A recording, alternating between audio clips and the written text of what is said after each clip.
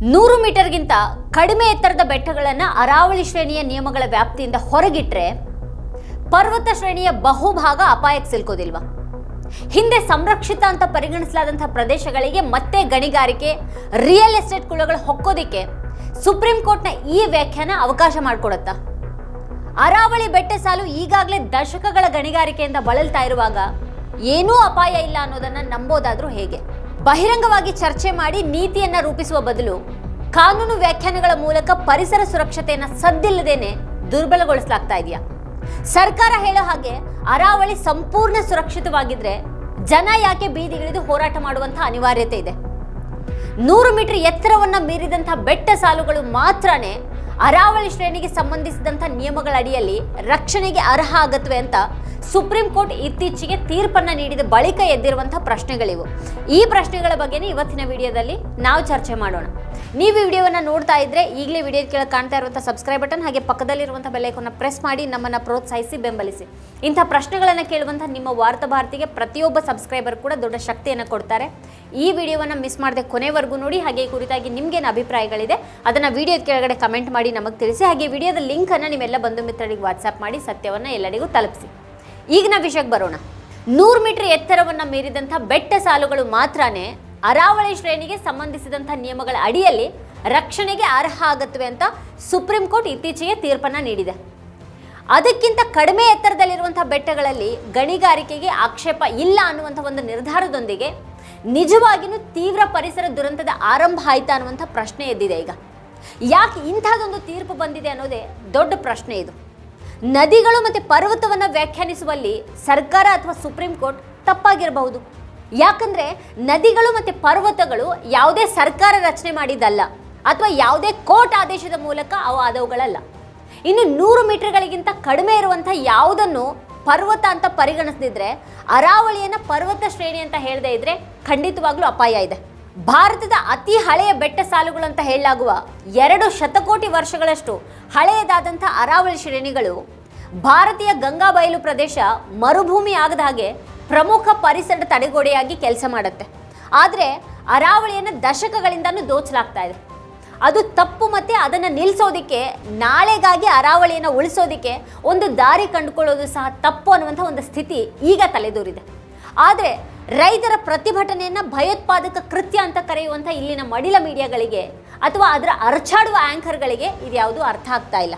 ಹಾಗಾಗಿನೇ ಅದು ಛತ್ತೀಸ್ಗಢದ ಹಸ್ದಿಯೋದಲ್ಲಿ ಮರಗಳು ಮತ್ತು ಗಣಿಗಳು ಉಳಿಸುವಂಥ ಚಳವಳಿಯನ್ನು ಅಭಿವೃದ್ಧಿ ವಿರೋಧಿ ಅಂತ ಹಣೆಪಟ್ಟಿಯನ್ನು ಕಟ್ಟುತ್ತೆ. ಹಸ್ದಿಯೋ ಅರಣ್ಯವನ್ನು ದೋಚಿದಂಥ ಅದಾನಿ ಗ್ರೂಪ್ಗೆ ದಂಡ ಹಾಕಿದಂಥ ನ್ಯಾಯಾಧೀಶರನ್ನು ಅದೇ ದಿನ ಬೇರೆ ಕಡೆಗೆ ವರ್ಗಾಯಿಸುವಂಥ ಒಂದು ವ್ಯವಸ್ಥೆಯನ್ನು ನಾವಿವತ್ತು ನೋಡ್ತಾ ಇದ್ದೀವಿ. ಈಗ ಅರಾವಳಿ ವಿಷಯದಲ್ಲಿಯೂ ಕೂಡ ಈ ಮಡಿಲ ಮೀಡಿಯಾ ಪ್ರಶ್ನೆ ಮಾಡೋದನ್ನೇ ಮರೆತು ಕೂತಿದೆ. ಹಾಗಾದರೆ ನಾಳೆ ಅರಾವಳಿಯ ಭವಿಷ್ಯ ಏನಾಗಲಿದೆ ಅನ್ನೋದು ಸಣ್ಣ ಪ್ರಶ್ನೆ ಅಲ್ಲ. ಅರಾವಳಿ ಶ್ರೇಣಿಗಳು ದೆಹಲಿಯ ಹೃದಯ ಭಾಗದಲ್ಲಿ ಹಾದು ಹೋಗ್ತವೆ. ಆದರೂ ದೆಹಲಿಯ ಜನರು ಅರಾವಳಿಗಳ ಬಗ್ಗೆ ಹೆಚ್ಚು ತಿಳ್ಕೊಂಡಿದ್ದಾರೆ ಅಂತ ಹೇಳ್ಕೊಳ್ಳೋದಕ್ಕೆ ಸಾಧ್ಯ ಇಲ್ಲ. ಅರಾವಳಿಗಳು ಫ್ಲ್ಯಾಟ್ಗಳು ಮತ್ತು ಹೆಂಚುಗಳ ಪರ್ವತವಾಗಿ ಇಳಿದಿವೆ. ಅದನ್ನು ಕತ್ತರಿಸಿ ಹಾಕಲಾಗ್ತಾ ಇದೆ ಮತ್ತು ಯಾರೂ ಅದನ್ನು ತಡೀಲಿಲ್ಲ. ದೆಹಲಿ, ಹರಿಯಾಣ, ರಾಜಸ್ಥಾನ ಮತ್ತು ಗುಜರಾತ್ನ ಅಹಮದಾಬಾದ್ ಈ 4 ರಾಜ್ಯಗಳ ಮೂಲಕ ಅರಾವಳಿ ಶ್ರೇಣಿ ಹಾದು ಹೋಗುತ್ತೆ. ಇದು ಮೌಂಟ್ ಅಬು ಬಳಿ ಕೊನೆಗೊಳ್ಳುತ್ತೆ. ಮೌಂಟ್ ಅಬುವಿನಲ್ಲಿ 1722 ಮೀಟರ್ ಎತ್ತರದ ಶಿಖರವನ್ನು ಅದರ ಅತ್ಯುನ್ನತ ಶಿಖರ ಅಂತ ಪರಿಗಣಿಸಲಾಗಿದೆ. ಅರಾವಳಿ ಶ್ರೇಣಿಯನ್ನು ಅದರ ಎತ್ತರದ ಕಾರಣದಿಂದಾಗಿ ಅಲ್ಲ, ಬದಲಾಗಿ ಅದರ ನಿರಂತರ ವಿಸ್ತರಣೆಯಿಂದಾಗಿ ಪ್ರಮುಖ ಪರ್ವತ ಶ್ರೇಣಿ ಅಂತ ಕರೆಯಲಾಗುತ್ತೆ. ಸುಪ್ರೀಂ ಕೋರ್ಟ್ನ ತೀರ್ಪಿನಿಂದಾಗಿ ಕಾರ್ಯಕರ್ತರು, ಪರಿಸರವಾದಿಗಳು ಮತ್ತು ವಿಜ್ಞಾನಿಗಳು ಯಾಕೆ ಅಸಮಾಧಾನಗೊಂಡಿದ್ದಾರೆ? ಸುಪ್ರೀಂ ಕೋರ್ಟ್ ಸಮಿತಿಯ ವರದಿಯನ್ನು ಅಂಗೀಕರಿಸಿ 100 ಮೀಟರ್ ಮೀರಿದ ಎತ್ತರ ಇದ್ದರೆ ಮಾತ್ರನೇ ಅರಾವಳಿ ಶ್ರೇಣಿಯ ಬೆಟ್ಟಗಳು ಅಂತ ಪರಿಗಣಿಸಲಾಗುತ್ತೆ. ಅದಕ್ಕಿಂತ ಕಡಿಮೆ ಎತ್ತರ ಇದ್ದರೆ ಆ ವ್ಯಾಪ್ತಿಯಿಂದ ಅದನ್ನು ಹೊರಗಿಡಲಾಗುತ್ತೆ ಅಂತ ತೀರ್ಪು ನೀಡಿದೆ. ಇದು ಅರಾವಳಿ ಶ್ರೇಣಿಯ ಅರಣ್ಯ ನಾಶ ತೀವ್ರಗೊಳ್ಳೋದಕ್ಕೆ ಕಾರಣ ಆಗುತ್ತೆ ಅಂತ ಹೇಳಲಾಗ್ತಾ ಇದೆ. ಇದೇ ರೀತಿಯ ಘಟನೆಗಳು ಈಗಾಗಲೇ ಸಂಭವಿಸಿವೆ ಮತ್ತಿದು ಅನೇಕ ಪ್ರದೇಶಗಳಲ್ಲಿ ಅರಾವಳಿ ಬೆಟ್ಟಗಳು ಕಣ್ಮರೆಯಾಗೋದಕ್ಕೆ ಕಾರಣ ಆಗಿವೆ. ಪರಿಸರ ಸಚಿವ ಭೂಪೇಂದ್ರ ಯಾದವ್ ಅವರು ಅರಾವಳಿ ಶ್ರೇಣಿಯ ಒಟ್ಟು 1.44 ಲಕ್ಷ ಚದರ ಕಿಲೋಮೀಟರ್ ವಿಸ್ತೀರ್ಣದಲ್ಲಿ 0.19% ಮಾತ್ರನೇ ಗಣಿಗಾರಿಕೆ ಸಾಧ್ಯ ಅಂತ ಅವ್ರು ಹೇಳ್ತಾರೆ. ಉಳಿದ ಅರಾವಳಿ ಶ್ರೇಣಿಯನ್ನು ಸಂಪೂರ್ಣವಾಗಿ ರಕ್ಷಿಸಲಾಗಿದೆ ಅಂತ ಹೇಳ್ತಾ ಇದ್ದಾರೆ. ದೆಹಲಿಯಲ್ಲಿ ಯಾವುದೇ ಗಣಿಗಾರಿಕೆಗೆ ಅವಕಾಶ ಇಲ್ಲ, ದೆಹಲಿಯ ಅರಾವಳಿ ಬೆಟ್ಟಗಳಲ್ಲಿ ಗಣಿಗಾರಿಕೆಯನ್ನ ಸಂಪೂರ್ಣವಾಗಿ ನಿಷೇಧ ಮಾಡಲಾಗಿದೆ. ಅರಾವಳಿ ಬೆಟ್ಟಗಳಲ್ಲಿ 20ಕ್ಕೂ ಹೆಚ್ಚು ಅರಣ್ಯ ಸಂರಕ್ಷಿತ ಪ್ರದೇಶಗಳಿವೆ, ಮತ್ತೆ ಅವು ಹಾಗೇನೆ ಉಳಿಯುತ್ತೆ ಅಂತೆಲ್ಲ ಅವ್ರು ಹೇಳ್ತಾ ಇದ್ದಾರೆ. ಈಗ ಸುಪ್ರೀಂ ಕೋರ್ಟ್ ತೀರ್ಪಿನಿಂದ ಹೆಚ್ಚು ಪ್ರದೇಶ ಸಂರಕ್ಷಣೆಗೆ ಒಳಪಡುತ್ತೆ ಅಂತ ಕೂಡ ಅವ್ರು ಹೇಳ್ತಾರೆ. अरावली भारत के 4 राज्यों में है, दिल्ली, राजस्थान, हरियाणा और गुजरात. टोटल अरावली 39 डिस्ट्रिक्ट्स में है. अरावली की पिटीशन 1985 से चल रही है.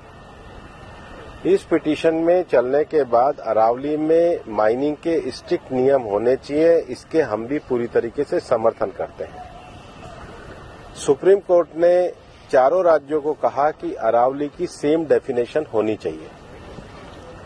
सेम डेफिनेशन में 100 मीटर को, जो कि 1968 का जो जियोलॉजी का स्टडी है रिचर्ड मॉर्फी, उसके कारण है. इस डेफिनेशन के आने के बाद 90% से ज्यादा एरिया प्रोटेक्टेड एरिया में आ गया. 90% से ज्यादा. मेरा ये स्टेटमेंट लिख लीजिए, टोटल अरावली का एरिया 1,47,000 स्क्वायर किलोमीटर है.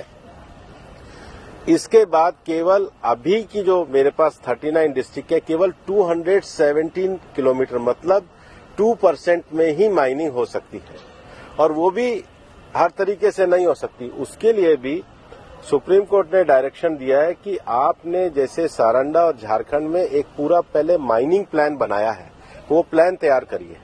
वो प्लान तैयार करने के बाद भी ICFRE जो इंस्टीट्यूशन है उसकी परमिशन होगी, उसके बाद ही परमिशन मिलेगी.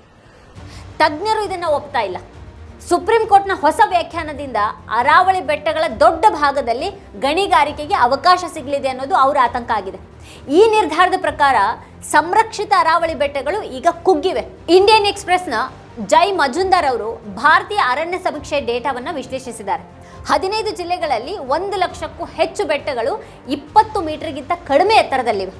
20 ರಿಂದ 60 ಮೀಟರ್ಗಳ ನಡುವೆ 20,000ಕ್ಕೂ ಹೆಚ್ಚು ಬೆಟ್ಟಗಳಿವೆ.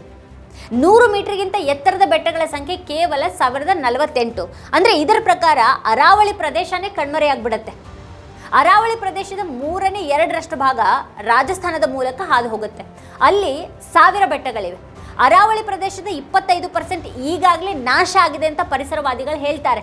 90% ಬೆಟ್ಟಗಳನ್ನು ಹೊಸ ವ್ಯಾಖ್ಯಾನದಿಂದ ಹೊರಗಿಡಬಹುದು. ಅಂದರೆ ಅವು ಮುಕ್ತ ಗಣಿಗಾರಿಕೆ ಸಾಧ್ಯ ಇರುವಂಥ ಬೆಟ್ಟಗಳಾಗ್ತವೆ. ಅದರಿಂದಾಗಿ ಅವುಗಳ ಅಸ್ತಿತ್ವಕ್ಕೆ ಅಪಾಯ ಇದೆ. ಇಲ್ಲಿ ದುಃಖಕರ ಏನು ಅಂತ ಅಂದರೆ, ನಾವು ಸಂಪೂರ್ಣ ನಿಷೇಧವನ್ನು ಹೇರಿದರೆ ಅಕ್ರಮ ಗಣಿಗಾರಿಕೆ ಜೋರಾಗುತ್ತೆ ಅಂತ ಸುಪ್ರೀಂ ಕೋರ್ಟ್ ಹೇಳಿದೆ. ಇದು ಭೂ ಮಾಫಿಯಾಗಳು ಮತ್ತು ಗಣಿಗಾರಿಕೆ ಮಾಫಿಯಾಗಳು ಹುಟ್ಕೊಳ್ಳೋದಕ್ಕೆ ಕಾರಣ ಆಗುತ್ತೆ. ಹಾಗಾಗಿ ಅಪರಾಧ ಹೆಚ್ಚಾಗುತ್ತೆ ಅಂತ ಹೇಳಿದೆ. ಇದಕ್ಕಾಗಿ ಈಗ ಕೋರ್ಟನ್ನು ಟೀಕೆ ಮಾಡಲಾಗ್ತಾ ಇದೆ. ಅಕ್ರಮ ಗಣಿಗಾರಿಕೆಯನ್ನು ನಿಲ್ಲಿಸೋದಕ್ಕೆ ಸರ್ಕಾರಕ್ಕೆ ಸಾಧ್ಯ ಇಲ್ವಾ? ಅರಾವಳಿ ಪ್ರದೇಶದಲ್ಲಿ ಅಕ್ರಮ ಗಣಿಗಾರಿಕೆಗೆ ದೀರ್ಘ ಇತಿಹಾಸನೇ ಇದೆ.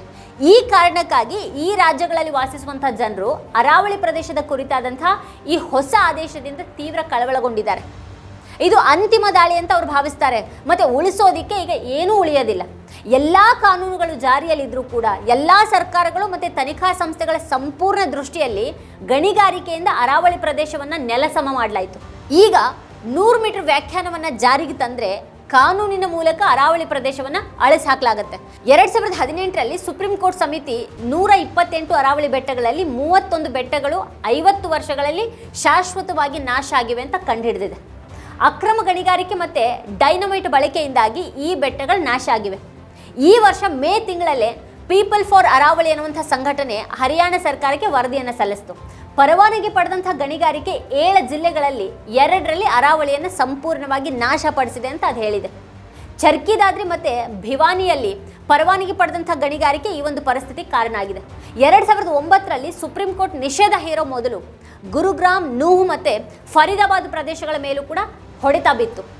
ಈ ಅಕ್ರಮ ಗಣಿಗಾರಿಕೆ ಅರಾವಳಿಗೆ ದೊಡ್ಡ ಹಾನಿಯನ್ನು ಉಂಟು ಮಾಡಿದೆ. 2020ರಿಂದ ಅರಾವಳಿಯಲ್ಲಿ ಅಕ್ರಮ ಗಣಿಗಾರಿಕೆಯ 2096 ಪ್ರಕರಣಗಳು ರಾಜಸ್ಥಾನ ರಾಜ್ಯವೊಂದರಲ್ಲೇ ಪತ್ತೆಯಾಗಿವೆ. ಈ ಗಣಿ ಮಾಫಿಯಾದ ಮುಂದೆ ಸರ್ಕಾರಿ ವ್ಯವಸ್ಥೆ ತುಂಬಾ ಅಸಹಾಯಕವಾಗಿದೆಯಾ? ಅವರ ವಿರುದ್ಧ ಕ್ರಮ ಕೈಗೊಳ್ಳೋದಕ್ಕೆ ಸಾಧ್ಯ ಆಗದೇ ಇದ್ದರೆ ಅವರು ತಮ್ಮ ಅನುಕೂಲಕ್ಕಾಗಿ ಅರಾವಳಿಯಲ್ಲಿ ಗಣಿಗಾರಿಕೆಗೆ ಅನುಕೂಲ ಮಾಡ್ಕೊಳ್ತಾ ಇದ್ದಾರೆ. ಎಲ್ಲರ ಕಣ್ಣೆದುರೇನೆ ಅರಾವಳಿ ಈಗ ನಾಶ ಆಗ್ತಾ ಇದೆ. ಮೇ 2024ರಲ್ಲಿ ಆಗಿನ ಮುಖ್ಯ ನ್ಯಾಯಮೂರ್ತಿ BR ಗವಾಯಿ ಅವರು ಅರಾವಳಿ ಪ್ರದೇಶದಲ್ಲಿನ ಗಣಿಗಾರಿಕೆ ಮತ್ತೆ ಗಣಿಗಾರಿಕೆ ವಿರುದ್ಧದ ಅರ್ಜಿಗಳನ್ನು ಒಟ್ಟುಗೂಡಿಸಿ ಒಟ್ಟಿಗೇನೆ ವಿಚಾರಣೆ ಮಾಡೋದಕ್ಕೆ ನಿರ್ಧಾರ ಮಾಡಿದರು. ಅರಾವಳಿ ಶ್ರೇಣಿಯ ವ್ಯಾಖ್ಯಾನವನ್ನು ನಿರ್ಧರಿಸೋದಕ್ಕೆ ಸಮಿತಿಯನ್ನು ರಚನೆ ಮಾಡಲಾಯಿತು.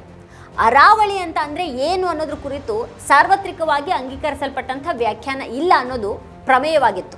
ನವೆಂಬರ್ 21ರಂದು ಆಗಿನ ಮುಖ್ಯ ನ್ಯಾಯಮೂರ್ತಿ BR ಗವಾಯಿ, ನ್ಯಾಯಮೂರ್ತಿ NV ಅಂಜಾರಿಯಾ ಮತ್ತು ನ್ಯಾಯಮೂರ್ತಿ K ವಿನೋದ್ ಚಂದ್ರನ್ ಅರಾವಳಿ ವ್ಯಾಖ್ಯಾನ ಕುರಿತಂಥ ಸಮಿತಿಯ ವರದಿಯನ್ನು ಅಂಗೀಕರಿಸಿದರು. ಅಂದರೆ ಅದರ ಪ್ರಕಾರ 100 ಮೀಟರ್ ಅಥವಾ ಅದಕ್ಕಿಂತ ಹೆಚ್ಚಿನ ಎತ್ತರ ಇರುವಂಥ ಬೆಟ್ಟಗಳನ್ನು ಅರಾವಳಿ ಬೆಟ್ಟಗಳು ಅಂತ ಪರಿಗಣಿಸಲಾಗುತ್ತೆ. 500 ಮೀಟರ್ ದೂರದಲ್ಲಿರುವಂಥ 2 ಅಥವಾ ಹೆಚ್ಚಿನ ಅರಾವಳಿ ಬೆಟ್ಟಗಳನ್ನು ಅರಾವಳಿ ಶ್ರೇಣಿ ಅಂತ ಪರಿಗಣಿಸಲಾಗುತ್ತೆ. ಅರಾವಳಿ ಶ್ರೇಣಿ 3 ಶತಕೋಟಿ ವರ್ಷಗಳ ಹಿಂದೆ ರೂಪುಗೊಳ್ಳೋದಕ್ಕೆ ಪ್ರಾರಂಭ ಆಯಿತು. ಇದು 2 ಶತಕೋಟಿ ವರ್ಷಗಳಿಂದ ಅಸ್ತಿತ್ವದಲ್ಲಿದೆ ಅಂತ ನಂಬಲಾಗಿದೆ. ರಾಜಸ್ಥಾನ, ಗುಜರಾತ್, ಹರಿಯಾಣ ಮತ್ತು ದೆಹಲಿ ಯಾವಾಗ ಅಸ್ತಿತ್ವಕ್ಕೆ ಬಂದವು? ಆದರೆ ಈ ರಾಜ್ಯಗಳು ಅರಾವಳಿ ಶ್ರೇಣಿಯನ್ನು ವ್ಯಾಖ್ಯಾನಿಸ್ತಾ ಇವೆ. ಹರಿಯಾಣ ಅರಾವಳಿ ಶ್ರೇಣಿಯನ್ನು ವ್ಯಾಖ್ಯಾನಿಸಿಲ್ಲ. ಹರಿಯಾಣದ ನಿವೃತ್ತ ಅರಣ್ಯ ಅಧಿಕಾರಿ MD ಸಿನ್ಹಾ ಅರಾವಳಿ ಶ್ರೇಣಿಯನ್ನು ಎತ್ತರದಿಂದ ವ್ಯಾಖ್ಯಾನಿಸೋದಕ್ಕೆ ಯಾವುದೇ ವೈಜ್ಞಾನಿಕ ಆಧಾರ ಇಲ್ಲ ಅಥವಾ ತರ್ಕನೂ ಇಲ್ಲ ಅಂತ ಹೇಳ್ತಾರೆ. ಕಳೆದ 10 ಅಥವಾ 20 ವರ್ಷಗಳಲ್ಲಿ ಅರಾವಳಿ ಎಲ್ಲಿ ಕಣ್ಮರೆಯಾಗಿದೆ ಅಂತ ಯಾರೂ ಕೂಡ ಕೇಳ್ತಾ ಇಲ್ಲ ಅಥವಾ ಹೇಳ್ತಾನೂ ಇಲ್ಲ. ನಾವು ಪರ್ವತಗಳು ಮತ್ತು ನದಿಗಳನ್ನು ನೈಸರ್ಗಿಕವಾದಂಥ ದೃಷ್ಟಿಕೋನದಿಂದ ನೋಡೋದಿಲ್ಲ, ಅವುಗಳನ್ನು ಧಾರ್ಮಿಕ ದೃಷ್ಟಿಕೋನದಿಂದ ನೋಡ್ತೀವಿ. ಆದರೂ ಅಭಿವೃದ್ಧಿಯ ಹೆಸರಿನಲ್ಲಿ ಉತ್ತರಾಖಂಡದ ಪರ್ವತಗಳಿಗೆ ಏನು ಗತಿ ಬಂದಿದೆ ಅನ್ನೋದನ್ನು ನಾವು ನೋಡ್ತಾ ಇದ್ದೀವಿ. ಹಿರಿಯ ವಕೀಲ K ಪರಮೇಶ್ವರ್ ಅರಾವಳಿಯ ಹೊಸ ವ್ಯಾಖ್ಯಾನವನ್ನು ವಿರೋಧ ಮಾಡಿದರು. 2010ರಲ್ಲಿ ಫಾರೆಸ್ಟ್ ಸರ್ವೆ ಆಫ್ ಇಂಡಿಯಾ ಅರಾವಳಿಯನ್ನು 3 ಆಧಾರದ ಮೇಲೆ ವ್ಯಾಖ್ಯಾನಿಸಿದೆ ಅಂತ ಅವರು ವಾದಿಸಿದರು. ಆ ವ್ಯಾಖ್ಯಾನವನ್ನು ಅನುಸರಿಸಬೇಕು. 100 ಮೀಟರ್ಗಳನ್ನು ಮಾನದಂಡವಾಗಿ ಅಳವಡಿಸ್ಕೊಂಡ್ರೆ ಈ ಎತ್ತರಕ್ಕಿಂತ ಕಡಿಮೆ ಇರುವಂಥ ಎಲ್ಲ ಅರಾವಳಿ ಬೆಟ್ಟಗಳು ಗಣಿಗಾರಿಕೆ ಪಾಲಾಗುತ್ತವೆ ಅಂತ ಹೇಳಿದರು. ಇದಕ್ಕೆ ಪ್ರತಿಕ್ರಿಯೆಯಾಗಿ ಭಾರತ ಸರ್ಕಾರವನ್ನು ಪ್ರತಿನಿಧಿಸುವಂಥ ವಕೀಲ ಐಶ್ವರ್ಯ ಭಾಟಿ ಹೊಸ ವ್ಯಾಖ್ಯಾನ ಹೆಚ್ಚಿನ ಪ್ರದೇಶಗಳನ್ನು ಒಳಗೊಂಡಿದೆ ಅಂತ ಹೇಳಿದರು. ಹಳೆಯ ವ್ಯಾಖ್ಯಾನ ಅರಾವಳಿ ಶ್ರೇಣಿಯ ದೊಡ್ಡ ಭಾಗವನ್ನು ಹೊರಗಿಟ್ಟಿದೆ ಅಂತ ಹೇಳಿದರು. ಸುಪ್ರೀಂ ಕೋರ್ಟ್ ಈಗ ಸಮಿತಿಯ ನಿಲುವನ್ನು ಒಪ್ಕೊಂಡಿದೆ. ಇದರೊಂದಿಗೆ 100 ಮೀಟರ್ಗಿಂತ ಕಡಿಮೆ ಎತ್ತರದ ಬೆಟ್ಟಗಳನ್ನು ಗಣಿಗಾರಿಕೆಗೆ ಒಪ್ಪಿಸಿದ್ರೆ ಕಾನೂನಿನ ಆಶ್ರಯದಲ್ಲೇನೆ ಅರಾವಳಿ ಕಣ್ಮರೆಯಾಗೋದಕ್ಕೆ ಶುರುವಾಗುತ್ತೆ ಅನ್ನೋದು ಈಗ ಎದ್ದಿರುವಂಥ ತಕರಾರು. ಪರಿಸರ ಸಚಿವಾಲಯ ಈ ವ್ಯಾಖ್ಯಾನದ ಸುತ್ತ ಎಷ್ಟು ಆಟ ಆಡಿದೆ ಅಂತ ಇಂಡಿಯನ್ ಎಕ್ಸ್‌ಪ್ರೆಸ್ನಲ್ಲಿನ ಜೈ ಮಜುಂದಾರ್ ಅವರ ವರದಿ ವಿವರಿಸುತ್ತೆ. ಸರ್ಕಾರ ವ್ಯಾಖ್ಯಾನವನ್ನು ಬದಲಾಯಿಸುವ ಮೂಲಕ ಬೆಟ್ಟದ ಎತ್ತರವನ್ನು ಅಳೆಯುವಂಥ ವಿಧಾನವನ್ನೇ ಬದಲಾಯಿಸಲಾಗಿದೆ ಅಂತ ಹೇಳಲಾಗ್ತಾ ಇದೆ. ಈ ತೀರ್ಪಿನ ಪ್ರಕಾರ ಎತ್ತರದ ಬೆಟ್ಟ ಸಹ ಚಿಕ್ಕದಾಗತ್ತೆ. ಮೋದಿ ಸರ್ಕಾರ ಕಾಡುಗಳನ್ನು ಎಣಿಸುವಂಥ ವಿಧಾನವನ್ನು ಬದಲಾಯಿಸಿದೆ. ಕಾಡುಗಳಲ್ಲಿ ಗಣಿಗಾರಿಕೆ ಹೇಗೆ ನಡೆಯುತ್ತೆ ಅನ್ನೋದ್ರ ಕುರಿತು ಅಲ್ಲಿ ವಾಸಿಸುವಂಥ ಜನರ ಹಕ್ಕುಗಳನ್ನು ದುರ್ಬಲಗೊಳಿಸಲಾಗಿದೆ ಅಂತ ಪತ್ರಕರ್ತ ರವೀಶ್ ಕುಮಾರ್ ಅವರು ಹೇಳ್ತಾರೆ. ಅಂದರೆ ವಾಸ್ತವವಾಗಿ ಅರಾವಳಿಗೆ ಏನಾಗ್ತಾ ಇದೆ ಅನ್ನೋದ್ರ ಬಗ್ಗೆ ನಮಗೆ ಯಾರಿಗೂ ಕೂಡ ಗೊತ್ತಿಲ್ಲ. ಮಡಿಲ ಮೀಡಿಯಾದ ಪ್ರಧಾನ ಕಚೇರಿ ಅರಾವಳಿ ಶ್ರೇಣಿಯಿಂದ ದೂರದಲ್ಲಿ ಇಲ್ಲವಾದರೂ ಕೂಡ ಅದರ ಕ್ಯಾಮ್ರಾಗಳು ಅಕ್ರಮ ಗಣಿಗಾರಿಕೆ ಮಾಫಿಯಾಗಳ ಹಿಂದೆ ಹೋಗಲಿಲ್ಲ, ಅಥವಾ ಅರಾವಳಿಯನ್ನು ಕಾನೂನುಬದ್ಧವಾಗಿ ಗಣಿಗಾರಿಕೆ ಮಾಡೋದಕ್ಕೆ ವಿವಿಧ ನಿಯಮಗಳನ್ನು ರೂಪಿಸ್ತಾ ಇದ್ದಂಥ ಅಧಿಕಾರಿಗಳು ಮತ್ತು ಮಂತ್ರಿಗಳ ಹಿಂದೆ ಹೋಗಲಿಲ್ಲ ಅಂತ ರವೀಶ್ ಕುಮಾರ್ ಅವರು ಹೇಳ್ತಾರೆ. 2022ರಿಂದ ಹರಿಯಾಣದ ನೂಹ್ನಲ್ಲಿ ಸಫಾರಿ ಪಾರ್ಕ್ ನಿರ್ಮಾಣ ಆಗ್ತಾ ಇದ್ದು 30ಕ್ಕೂ ಹೆಚ್ಚು ಅರಣ್ಯ ಅಧಿಕಾರಿಗಳು ಈ ಬಗ್ಗೆ ಪ್ರಧಾನಿ ಮೋದಿ ಮತ್ತು ಪರಿಸರ ಸಚಿವರಿಗೆ ಪತ್ರವನ್ನು ಬರೆದಿದ್ದಾರೆ. ದೆಹಲಿಯ ಜನರು ಮೋದಿ ಸರ್ಕಾರವನ್ನು ಪ್ರಶ್ನೆ ಮಾಡೋದಕ್ಕೆ ಹಿಂಜರಿತಾ ಇದ್ದಾರೆ ಅಂತ ವಿರೋಧ ಪಕ್ಷಗಳಿಗೆ ಚೆನ್ನಾಗಿ ಗೊತ್ತಿದೆ. ಅದಕ್ಕಾಗಿಯೇ ಸಮಾಜವಾದಿ ಪಕ್ಷದ ಅಧ್ಯಕ್ಷ ಅಖಿಲೇಶ್ ಯಾದವ್ ಅವರು ದೆಹಲಿಯ ಜನರಿಗೆ ಪತ್ರ ಬರೆದು ಅರಾವಳಿಯನ್ನು ಉಳಿಸೋದು ದೆಹಲಿಯ ಭವಿಷ್ಯವನ್ನು ಉಳಿಸಿದ ಹಾಗೆ, ಇಲ್ಲದೇ ಇದ್ರೆ ಉಸಿರಾಡೋದಕ್ಕೆ ಕಷ್ಟಪಡ್ತಾ ಇರುವಂಥ ದೆಹಲಿ ನಿವಾಸಿಗಳು ಇನ್ನು ಯಾವತ್ತಿಗೂ ಕೂಡ ಹೊಗೆಯ ಮಾರಕ ಪರಿಸ್ಥಿತಿಯಿಂದ ತಪ್ಪಿಸಿಕೊಳ್ಳೋದಕ್ಕೆ ಸಾಧ್ಯನೇ ಇಲ್ಲ ಅಂತ ಹೇಳಿದ್ದಾರೆ. ಅರಾವಳಿಯನ್ನು ನಾಶಗೊಳಿಸಿ ಹೊಸ ರಿಯಲ್ ಎಸ್ಟೇಟ್ ವ್ಯವಹಾರವನ್ನು ಶುರು ಮಾಡೋದಕ್ಕೆ ಈ ಹೊಸ ವ್ಯಾಖ್ಯಾನವನ್ನು ಬಳಸಲಾಗದೆ ಅಂತ ಪರಿಣಿತರು ಆತಂಕಗೊಂಡಿದ್ದಾರೆ. ಅರಾವಳಿಯ ಅರಣ್ಯ ನಾಶ ತೀವ್ರಗೊಳ್ಳುತ್ತೆ, ಅಲ್ಲಿ ವಸತಿ ಸಂಘಗಳ ನಿರ್ಮಾಣ ಆಗುತ್ತೆ. ಸುಪ್ರೀಂ ಕೋರ್ಟ್ನ ತೀರ್ಪನ್ನು ಗಣಿಗಾರಿಕೆ ಮತ್ತು ರಿಯಲ್ ಎಸ್ಟೇಟ್ಗಾಗಿ ವಲಯಗಳನ್ನು ರಚನೆ ಮಾಡೋದಕ್ಕೆ ಬಳಸ್ಕೊಳ್ಳಲಾಗುತ್ತೆ. ಈ ವ್ಯಾಖ್ಯಾನ ಗುರುಗ್ರಾಮ್ ಮತ್ತು ಫರೀದಾಬಾದ್ನ 90ರಿಂದ 95% ಭಾಗವನ್ನು ಗಣಿಗಾರಿಕೆ ಪಾಲಾಗಿಸುತ್ತೆ ಅಂತ ನಿವೃತ್ತ ಅರಣ್ಯ ಸಂರಕ್ಷಣಾಧಿಕಾರಿ RP ಬಲ್ವಾನ್ ಹೇಳೋದನ್ನು ಟೈಮ್ಸ್ ಆಫ್ ಇಂಡಿಯಾ ವರದಿ ಉಲ್ಲೇಖ ಮಾಡಿದೆ. ಅರಾವಳಿ ಪ್ರದೇಶವನ್ನು ಉಳಿಸಲಿಕ್ಕಾಗಿ ಅನೇಕರು ದಶಕಗಳ ಕಾಲ ಕಾನೂನು ಹೋರಾಟಗಳನ್ನು ನಡೆಸಿದರು. ಈಗ ಸುಪ್ರೀಂ ಕೋರ್ಟ್ನ ಆದೇಶನೇ ಬೆದರಿಕೆಯನ್ನು ಓಡ್ತಾ ಇದೆ. ಹಾಗಾದರೆ ಅರಾವಳಿಯ ಪಾಲಿಗೆ ಮುಂದೇನು ಕಾದಿದೆ? ವೀಕ್ಷಕರ ಕುರಿತಾಗಿ ನೀವೇನು ಹೇಳ್ತೀರಿ? ನಿಮ್ಗೇನು ಅನಿಸಿಕೆ ಅಭಿಪ್ರಾಯಗಳಿದೆ ಅದನ್ನು ವಿಡಿಯೋದ ಕೆಳಗಡೆ ಕಮೆಂಟ್ ಮಾಡಿ ನಮಗೆ ತಿಳಿಸಿ. ಇದೇ ಹೊತ್ತಿನ ಸ್ಪೆಷಲ್ ನೋಡ್ತಾ ಇರಿ ವಾರ್ತಾಭಾರತಿ. ನೀವಿನ್ನೂ ವಾರ್ತಾಭಾರತಿ ಯೂಟ್ಯೂಬ್ ಚಾನಲನ್ನು ಸಬ್ಸ್ಕ್ರೈಬ್ ಮಾಡಿಲ್ಲ ಅನ್ನೋದಾದರೆ ಈ ಕೂಡಲೇ ಸಬ್ಸ್ಕ್ರೈಬ್ ಮಾಡಿ, ಹಾಗೆ ಪಕ್ಕದಲ್ಲಿರುವಂಥ ಬೆಲ್ ಐಕಾನ್ನ ಪ್ರೆಸ್ ಮಾಡಿ ನಮ್ಮನ್ನು ಪ್ರೋತ್ಸಾಹಿಸಿ.